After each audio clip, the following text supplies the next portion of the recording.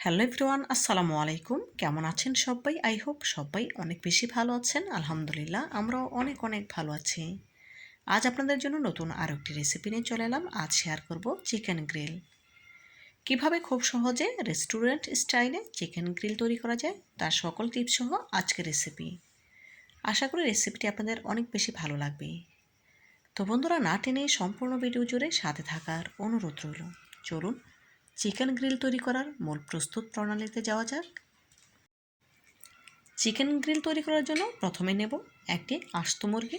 যেহেতু আস্ত chicken grill তৈরি করব সেজন্য এখানে একটি আস্ত চিকেন নিয়েছি। চিকেনটা আগে থেকে কেটে ধুয়ে পরিষ্কার করে পানি ঝরিয়ে নিয়েছি। পানিটা একদম খুব ভালোভাবে ঝরিয়ে নিতে হবে। এখন চিকেনের বুকের অংশে কয়েকটি চির করে নিচ্ছি। হাড় পর্যন্ত চির করে নিতে হবে, তাহলে যখন ম্যারিনেট করব মশলাটা খুব ভালোভাবে ভেতরে প্রবেশ করবে। দেখুন একইভাবে করে দুই সাইডে চির করে নিচ্ছি। আপনারা অবশ্যই মুরগির যে রানের পাশটা আছে সেটাতেও এভাবে করে চিট করে নেব। এতে করে মাংসের ভেতরে মশলাটা খুব সহজেই ঢুকতে পারবে, খেতেও অনেক বেশি ভালো লাগবে। দেখুন এভাবে করে সম্পূর্ণটাতেই চির করে নিচ্ছি।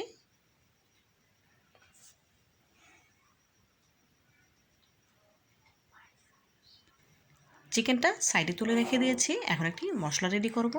এখানে নিয়েছি একটি মিক্সিং বোল, তার সাথে অ্যাড করে দিয়েছি 3 টেবিল চামচ পেঁয়াজ বাটা, 1 টেবিল চামচ আদা বাটা, 1 টেবিল চামচ রসুন বাটা, 4 টেবিল চামচ টক দই, 1 টেবিল চামচ লাল মরিচের গুঁড়া, 1 চা চামচ ভাজা জিরা গুঁড়া, 1 টেবিল চামচ কাবাব মশলা, 1 টেবিল চামচ টমেটো সস দেব, 1 টেবিল চামচ টক আচারের তেল দিয়েছি, হাফ চা চামচ চিনি, 1 টেবিল চামচ লেবুর রস, 1 টেবিল চামচ সয়া সস, স্বাদ মতো লবণ। এখন সবগুলো মশলা একসাথে খুব ভালোভাবে মেখে নিতে হবে।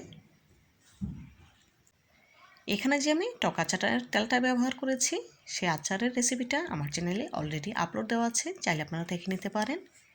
দেখুন সম্পূর্ণ মশলাটা মিশিয়ে নেওয়া হয়ে গিয়েছে। আগে থেকে যে চিকেনটা আমি রেডি করে রেখেছিলাম সেটা দিয়ে দেব। দেখুন মশলাটা এখন চিকেনের গায়ে খুব ভালোভাবে মেখে নিতে হবে। যে সাইডে চির করে রেখেছিলাম তার ভেতরে খুব ভালোভাবে দিয়ে দিতে হবে। এই কাজটা অবশ্যই হাতের সাহায্যে করে নেবেন, এতে করে খুব সুন্দরভাবে চিকেনের ভেতরে মশলাটা ঢুকে যাবে।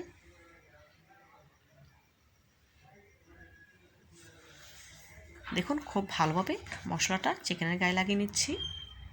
চিকেনের গায়ে মশলাটা খুব ভালোভাবে মাখিয়ে নিতে হবে। মাখিয়ে নেওয়া হয়ে গেলে রেস্টে রেখে দিতে হবে 4 ঘন্টার জন্য।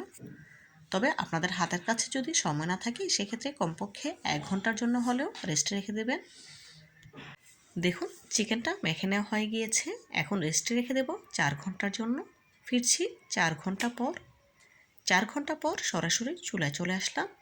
চুলায় একটি প্যান বসিয়ে নিয়েছি, দিয়ে দিলাম 1/4 কাপ সরিষার তেল। আমি গ্রিলটা সরিষার তেলে করব, তবে আপনার চাইলে সাদা তেলে করতে পারেন, তবে চেষ্টা করবেন সরিষার তেল দেওয়ার জন্য। দেখুন 4 ঘন্টায় গ্রিলটা পুরোপুরি ম্যারিনেট করা হয়ে গিয়েছে। এখন চিকেনের গা থেকে মশলাটা ছাড়িয়ে নেব। প্রথমে যে কাজটি করে নিতে হবে সেটা হচ্ছে পায়ের অংশ আর সুতোর সাহায্যে একটু বেঁধে দিতে হবে। এভাবে করে বেঁধে নিলে চিকেনের শেপটা ঠিক থাকবে। দেখুন আমি সুতোর সাহায্যে বেঁধে নিচ্ছি। বেঁধে নেওয়া হয়ে গেলে এখন চিকেনের গা থেকে মশলাটা ছাড়িয়ে নেব। মশলা ছাড়ানো হয়ে গেলে চিকেনটা সরাসরি তেলের উপর দিয়ে দেব। গ্যাসের ফ্লেম লো আঁচে রেখে 1 মিনিটের মতো উল্টে পাল্টে নেব। এতে করে চিকেনের শেপটা সুন্দর থাকবে, নষ্ট হবে না। দেখুন চিকেনটা আমি কয়েকবার উল্টে পাল্টে নিচ্ছি। এভাবে করে উল্টে পাল্টে নিলে চিকেনের শেপটা সুন্দর থাকবে, দেখতে অনেক বেশি ভালো লাগবে।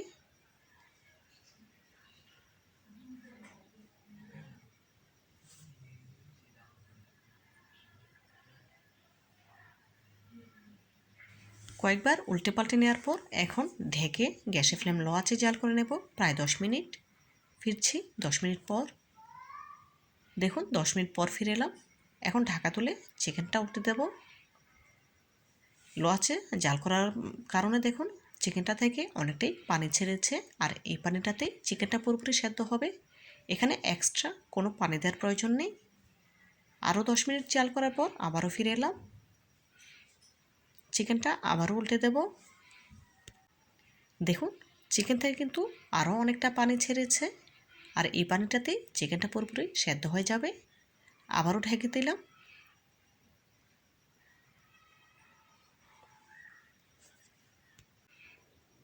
দেখুন এই পর্যায়ে চিকেনটা পুরোপুরি সেদ্ধ হয়ে গিয়েছে। যেহেতু চিকেনটা সেদ্ধ হয়ে গিয়েছে, এখন আর ঢাকা দেওয়ার প্রয়োজন নেই। গ্যাসের ফ্লেম মিডিয়াম হিটে করে রেখে চিকেনটা পুরোপুরি তৈরি করে নিতে হবে। দেখুন কয়েকবার উল্টে নিয়েছি, আর চিকেন থেকে যে পানিটা ছেড়েছিল মোটামুটি শুকিয়ে এসেছে, দেখে বুঝতে পারছেন।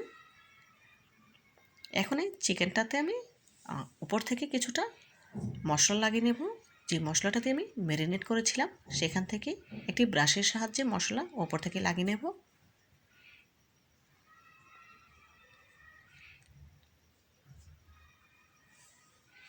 সম্পূর্ণ চিকেনটাতেই এভাবে করে মশলা লাগিয়ে নিতে হবে।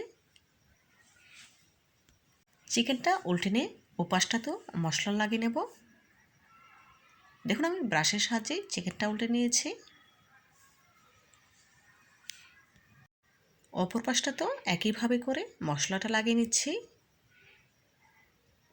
গ্যাসের ফ্লেম মিডিয়াম হিটে রেখে কয়েকবার উল্টে পাল্টে গ্রিলটা পুরোপুরি রেডি করে নিতে হবে। এভাবে করে মশলাটা লাগিয়ে নিলে চিকেনটা দেখতে অনেক বেশি সুন্দর লাগে এবং খেতেও অসম্ভব মজার হয়। দেখুন কয়েকবার উল্টে পাল্টে চিকেনটা আমি খুব সুন্দর কালার করে ভেজে নিচ্ছি।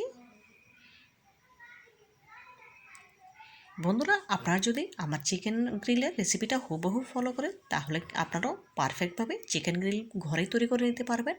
আর এভাবে যদি ঘরেই চিকেন গ্রিল তৈরি করা যায় তাহলে রেস্টুরেন্ট বা হোটেল থেকে কেনার কোনো প্রয়োজন নেই। দেখুন চিকেনটা আমার পুরোপুরি তৈরি হয়ে গিয়েছে, এখন তুলে নিলাম। অবশিষ্ট যে তেলটা রয়েছে তার সাথে অ্যাড করে দিচ্ছি চিকেনের যে মশলাটা রয়ে গিয়েছিল সেই মশলাটা। এটা দিয়ে আমি এখন একটা সস তৈরি করব। গ্যাস ফ্লেম মিডিয়াম হিটে রেখে নেড়ে চেড়ে মশলাটা প্রথমে কষিয়ে নিতে হবে। 2 মিনিটের মতো খুব ভালোভাবে নেড়ে চেড়ে মশলাটা কষিয়ে নিচ্ছি। দেখুন এই পর্যায়ে মশলাটা কিন্তু কষিয়ে নেওয়া হয়ে গিয়েছে, দেখেই বুঝতে পারছেন। এখন এর সাথে অ্যাড করে দেব হাফ কাপ পরিমাণ পানি। পানিটা দেওয়ার কারণে মশলা থেকে যে কাঁচা গন্ধটা আছে সেটা চলে যাবে। আবারও খুব ভালোভাবে নেড়েচেড়ে মশলাটা কষিয়ে নিচ্ছি। দেখুন এই সসটা কিন্তু খেতে খুবই মজার হয়। আপনারা মশলাটা ফেলে না দিয়ে এভাবেই করে সস তৈরি করে চিকেন গ্রিলের সাথে খেয়ে দেখবেন, খুবই ভালো লাগবে ইনশাআল্লাহ। অনবরত নেড়েচেড়ে সসটা তৈরি করে নিচ্ছি। এই পর্যায়ে মশলা থেকে কিন্তু তেলটা ছেড়ে দিয়েছে, তার মানে সসটা আমার তৈরি হয়ে গিয়েছে। এখন গ্যাসের ফ্লেম অফ করে দিয়ে চুলা থেকে নামিয়ে নেব। এর থেকে বেশি জাল করতে যাবে না, তখন আবার সসটা তিতো তিতো লাগতে পারে। এই অবস্থাতে রেখে সসটা নামিয়ে নিতে হবে। দেখুন সস তৈরি করা কমপ্লিট। এখন গ্যাসের ফ্লেম অফ করে দিয়েছি। চিকেন গ্রিল এবং তার সাথে যেই সসটা আমি তৈরি করে রেখেছিলাম সেটা সার্ভ করে নিয়েছি। মাশাআল্লাহ চিকেন গ্রিলের ফাইনাল লুক দেখুন, দেখতে কতটা সুন্দর এবং লোভনীয় লাগছে। এখন এই চিকেন গ্রিলটা ভেঙে দেখাবো। দেখুন কতটা পারফেক্ট হয়েছে, দেখেই বুঝতে পারছেন। দেখতে যতটা সুন্দর হয়েছে খেতে তার থেকেও অনেক বেশি মজার হয়েছিল। একেবারে রেস্টুরেন্টের থেকেও অনেক বেশি মজাদার, যেহেতু ঘরে তৈরি করে নিয়েছিলাম। তো বন্ধুরা আমার রেসিপিটি ফলো করে আপনারা একবার হলেও বাসায় ট্রাই করবেন এবং কমেন্ট করে আমাকে জানাবেন কেমন হয়েছে খেতে।